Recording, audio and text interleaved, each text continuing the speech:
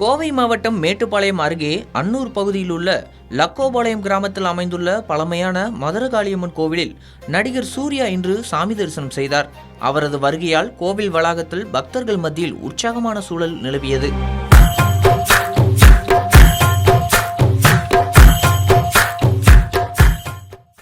சமீபத்தில் இந்த பழமையான மதுரகாளியம்மன் கோவில் புனரமைக்கப்பட்டு கும்பாபிஷேக விழா நடைபெற்றது.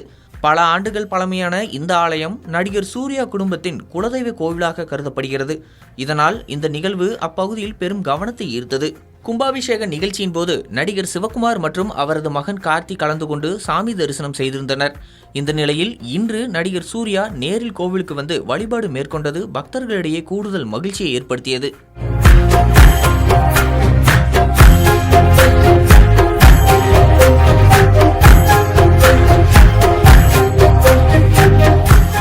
கோவிலுக்கு வந்த நடிகர் சூர்யா அவர்களுக்கு கோவில் நிர்வாகம் சார்பில் மரியாதையுடன் வரவேற்பு அளிக்கப்பட்டது.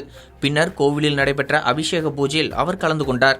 இதனைத் தொடர்ந்து கோவிலுக்கு வந்திருந்த பக்தர்கள் திடீரென நடிகர் சூர்யா வந்ததை கண்டு உற்சாகமடைந்தனர். பலரும் அவருடன் செல்ஃபி எடுத்து மகிழ்ந்தனர். அவரது எளிமையான அணுகுமுறை அங்கு கூடியிருந்த பக்தர்களின் கவனத்தை ஈர்த்ததுடன் இந்த நிகழ்வு சமூக வலைதளங்களிலும் வேகமாக பரவி வருகிறது.